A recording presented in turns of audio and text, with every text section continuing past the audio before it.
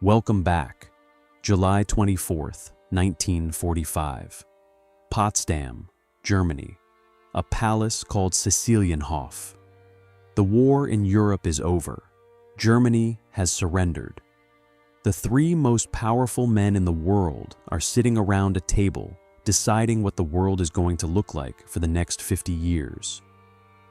On one side, Harry Truman, new American president, in office for barely 3 months, still figuring out what the job means.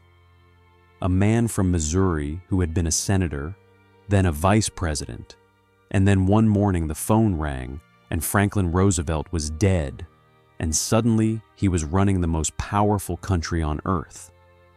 On the other side, Joseph Stalin, in power for 20 years, has just survived the most devastating war in human history, has lost 27 million of his own people, is sitting at this table with the absolute certainty of a man who has been through things that would have destroyed anyone else and is still here. Between them, the question of what the post-war world is going to look like. Who gets what, where the lines fall, what Europe becomes. And on the afternoon of July 24th, after one of the formal sessions ended and the delegations were mingling before leaving the room, Harry Truman walked over to Stalin. He had something to tell him. What happened in the next 60 seconds changed the history of the world. Let's go. To understand what Truman was about to say and why it mattered so much, you need to understand what had just happened on the other side of the planet. On July 16, 1945, 8 days before this moment in Potsdam, the United States had detonated the world's first nuclear device in the New Mexico desert. The test was called Trinity. The bomb was called the Gadget. And when it exploded, it produced a blast equivalent to 20,000 tons of TNT, a fireball visible for 200 miles, a mushroom cloud that rose 12 kilometers into the sky, and a crater where the desert floor had been fused into green glass by the heat. The scientists who watched it happen were stunned by their own creation.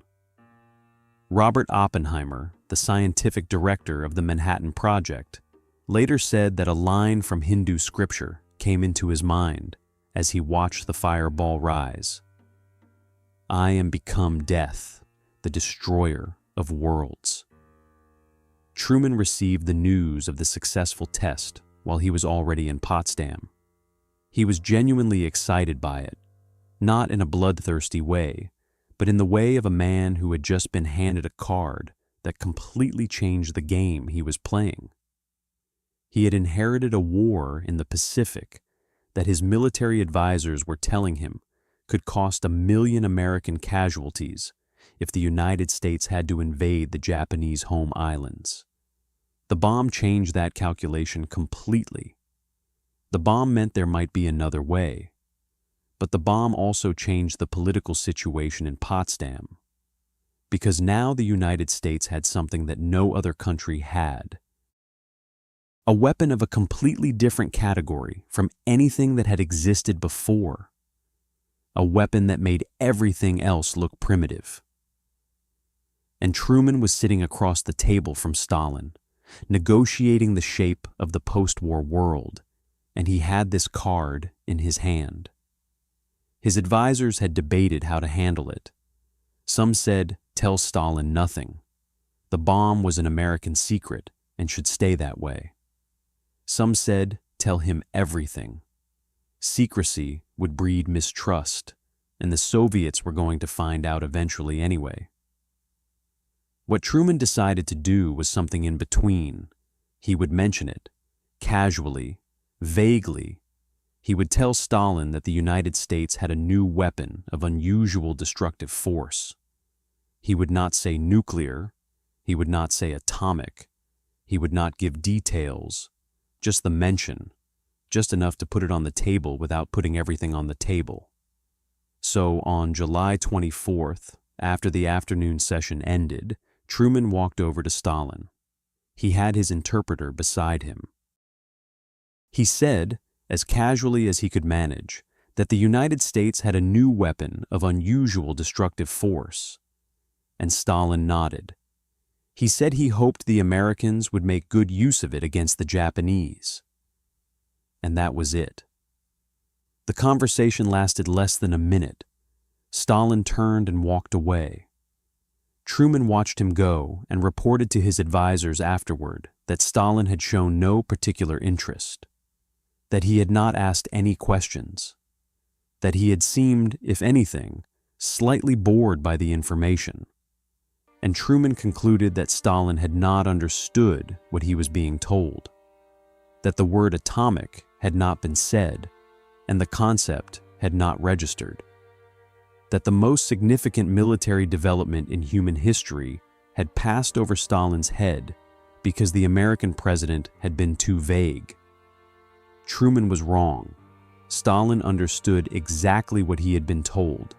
He understood it better, in some ways, than Truman understood it himself, because Stalin already knew.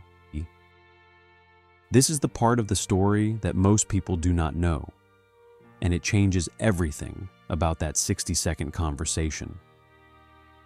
The Soviet Union had known about the Manhattan Project, America's secret nuclear weapons program, since at least 1942. Not from their own scientific research, from spies. Soviet intelligence had penetrated the Manhattan Project at multiple levels. Klaus Fuchs, a brilliant German-British physicist working on the American bomb, was passing detailed technical information to Soviet intelligence. David Greenglass, an American soldier working at Los Alamos, was doing the same. Theodore Hall, one of the youngest scientists on the project, was also feeding information to Moscow. The Rosenbergs were coordinating some of this information flow. The Soviet atomic program, led by physicist Igor Kurchatov, had been receiving detailed technical information about the American bomb's design for years. When Trinity happened on July 16th, Soviet intelligence knew about it within days. By the time Truman walked over to Stalin on July 24th, Stalin had already received a report about the successful American test. So when Truman told Stalin that the Americans had a new weapon of unusual destructive force, Stalin was not hearing something new. He was watching the American president decide how much to tell him. He was watching Truman choose vagueness over transparency. He was receiving a message about the American relationship with the Soviet Union that went far beyond the words being said. The message was, "We have it, and you don't, and we are not going to tell you about it directly." The message was, the post-war world is going to include an American monopoly on the most destructive weapon ever built. The message was, the balance of power that Stalin thought he understood had just shifted in a direction he needed to address immediately. Stalin's face showed nothing. His expression, described by everyone who observed him in that moment, was completely neutral, slightly polite. The face of a man receiving a mildly interesting piece of information and being appropriately, but not excessively responsive. It was one of the greatest performances of his life. Because underneath that performance, his mind was moving at maximum speed. Not panicking in any outward sense, Stalin did not panic outwardly. It was not something his face or his body was willing to do in public. But calculating, reassessing, processing the implications of what had just been said, and of what had not been said, and of what the American decision to be vague rather than transparent was telling him about where the relationship between the two countries was going. That evening, Stalin spoke to his foreign minister, Vyacheslav Molotov. The account of this conversation has survived in various forms, from Molotov's own memoirs, from the accounts of people who were nearby. Stalin told Molotov about Truman's comment, and his assessment was immediate and precise. He said that the Americans were trying to use the bomb as leverage in the post-war negotiations, that they believed their atomic monopoly gave them a political tool that they intended to use against Soviet interests, that the Soviet Union needed to respond. And then he said something that Molotov confirmed in his memoirs decades later. He said that the pace of the Soviet atomic program needed to be increased immediately, whatever it took, whatever it cost, whatever needed to be done to close the gap between the American bomb and a Soviet bomb as fast as humanly possible. He picked up a phone that night or the next morning, and he called Igor Kurchatov. Now let's talk about Kurchatov, because he is the other hero of this story. If hero is the right word for someone building a weapon of mass destruction, and I leave that to you to decide. Igor Kurchatov was 42 years old in 1945. He was a physicist of genuine brilliance, not as internationally famous as Oppenheimer or the European scientists who had come to America with the Manhattan Project, but in the Soviet context, the equivalent. He had been working on the Soviet atomic program since 1942, when Stalin had authorized it as a response to intelligence reports about the American project.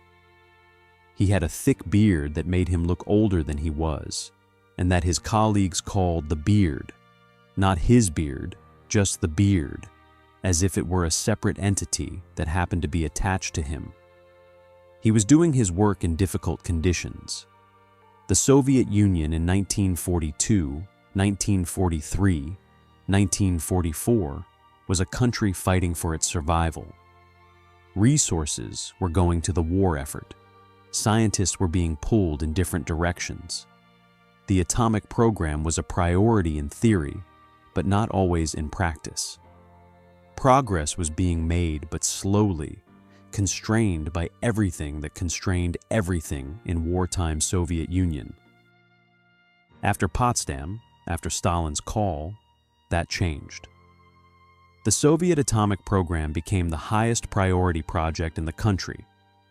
Not a priority among other priorities, the priority. Everything else was subordinate to it. Resources, materials, personnel. Whatever Kurchatov said he needed, Kurchatov got. The best scientists in the Soviet Union were redirected to the program. Prisoners from the Gulag were used as labor for the construction projects, the processing plants, the reactors, the test facilities. German scientists captured at the end of the war were put to work on specific technical problems. The intelligence from the Manhattan Project spies, the detailed technical information that Fuchs and the others had been providing, was integrated into the Soviet design, significantly shortening the time it would have taken to independently solve the problems the Americans had already solved. And Beria was put in charge of the overall program. Lavrenti Beria, the head of the NKVD, Stalin's chief of terror, the man who ran the Gulag, running the nuclear program. This tells you something about how Stalin understood what the program was. It was not primarily a scientific project. It was a state security project. It was about power. And the man Stalin trusted with power was Beria. Kurchatov and Beria had a working relationship that was, by all accounts, deeply uncomfortable for Kurchatov. Beria was not interested in the science. He was interested in the result and in the timeline, and in making sure that everyone working on the project understood that failure to deliver was not an option. He reportedly told scientists working under him that their choices were to succeed or to face the consequences that his organization was well equipped to deliver. This was not metaphorical. People working on the Soviet bomb worked in the knowledge that the man overseeing the program could have them shot for underperforming. It was not a comfortable research environment. It was, however, a highly motivated one. The Americans had one other thing that they did not know was going to happen. Hiroshima, August 6, 1945. Nagasaki, August 9, 1945.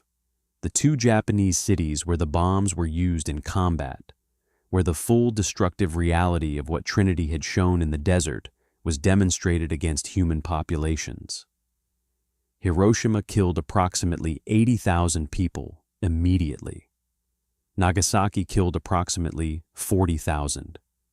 The total death toll from both bombings, including those who died later from radiation exposure, is estimated at between 100 and 200,000 people. Stalin's reaction to Hiroshima was not what he showed publicly. Publicly, Soviet media covered the bombings in a way that was factual but muted. The Soviet Union and Japan were not at war at this point, and the geopolitical implications of the bombings were complicated. Privately, Stalin understood immediately what Hiroshima meant for everything he was trying to build in the post-war world. It meant that the American monopoly on this weapon was not theoretical. It was not something that existed in a desert in New Mexico. It had been used against a city. It had killed 100,000 people in a few seconds. The gap between the Americans having this weapon and the Soviets not having it was not an abstract strategic imbalance. It was the difference between having the ability to do what had just been done to Hiroshima and not having it. He called Kurchatov again after Hiroshima. The timeline needed to accelerate further. Whatever had been the target date before, it needed to come earlier. Whatever resources were being allocated, more needed to be allocated. The Soviet bomb needed to exist as soon as it was physically possible for it to exist. Kurchatov and his team worked. They worked with the intelligence from the Manhattan Project spies, which meant they were not starting from scratch on many of the fundamental design questions that had taken the Americans years to solve. They were building on stolen knowledge, integrating it with their own research, and racing against a timeline that Stalin was making very clear was non-negotiable. Now let me tell you something about the spies, because they are a crucial part of this story, and they are often presented simply as traitors to America, which is one way to understand them. But the reality of why they did what they did is more complicated and more interesting than simple treason.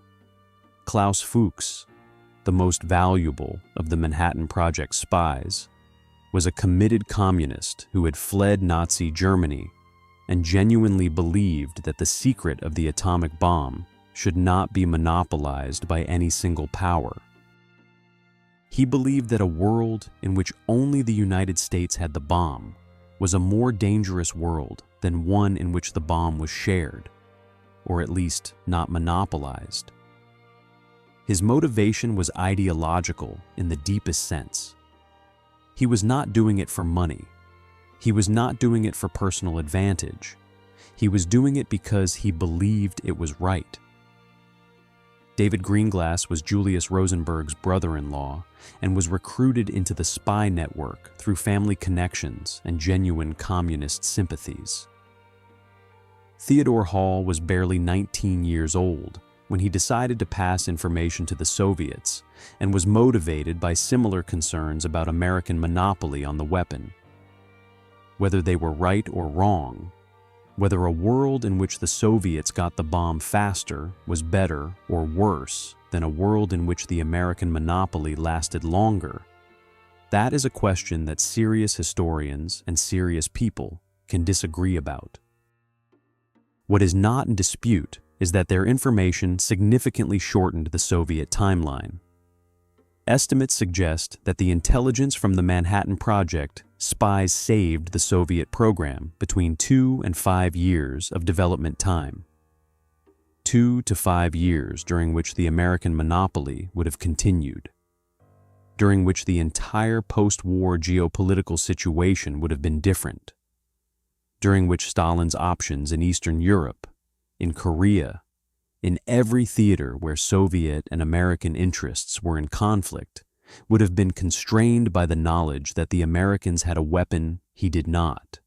On August 29, 1949, 4 years after Hiroshima, 4 years after that 60-second conversation in Potsdam, the Soviet Union detonated its first nuclear device. The test was called First Lightning in the West. The Soviets called it RDS-1.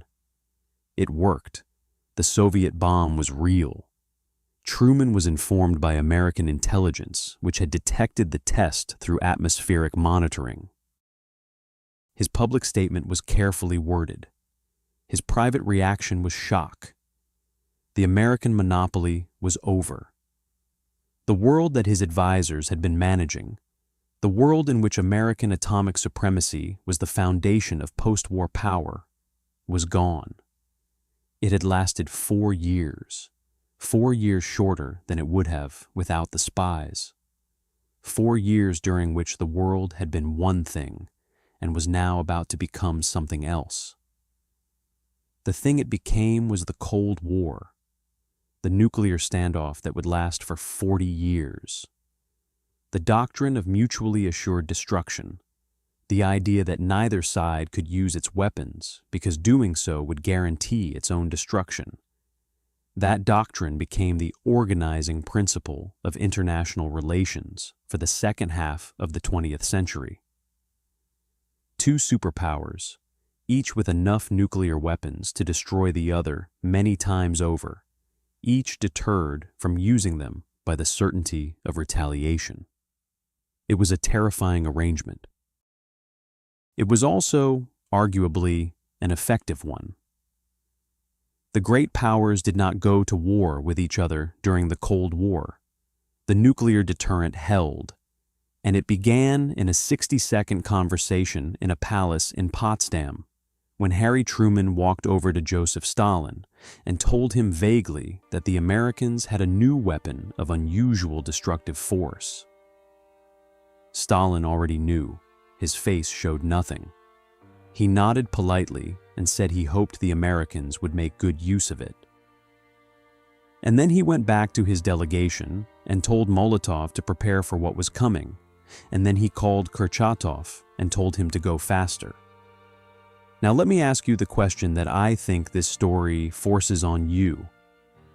Was the Soviet decision to build the bomb as fast as possible, at whatever cost, using stolen intelligence and gulag labor and the full coercive power of the Soviet state, was that decision justified?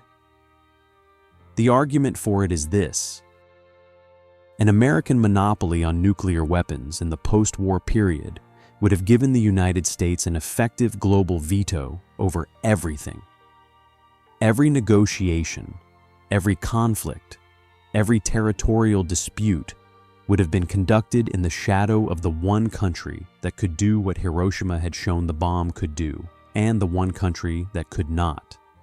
That is not a balance of power. That is a hierarchy of power. And the Soviet Union, having just fought the most devastating war in its history, having just proven that it could resist the most powerful military machine Germany had ever built, that country was not going to accept a hierarchy in which it was permanently subordinate. The argument against is this. The Soviet program used gulag prisoners as labor. It exposed its own scientists and workers to radiation in ways that killed many of them. It diverted enormous resources from a country that desperately needed to rebuild after the war. And it produced a weapon that, in the hands of the Soviet state under Stalin, was pointed at the cities of the same European countries that had just been liberated from fascism. The cost, human, material, moral, was staggering. Both arguments are real. neither cancels the other out. What is not in dispute is the outcome. A world in which two superpowers were deterred from destroying each other by the certainty of mutual destruction. A world in which the most destructive weapons ever built were never used in war after 1945. A world that was frightening and unstable and full of proxy conflicts and close calls. But that, against all probability, did not produce a third world war. Truman's casual mention, Stalin's expressionless nod, Kurchatov's phone ringing that night. The world we live in was shaped in those moments more than in almost any other. Thank you for this one. This is a story about the 60 seconds that defined the second half of the 20th century. About a performance and what was behind it. About the gap between what faces show and what minds are doing. If this story mattered to you, hit the like button. Subscribe if you are not already here. Leave a comment. Tell me what you think. Was Stalin right to build the bomb as fast as he did? Was Truman right to be vague? Could any of it have gone differently? See you in the next one.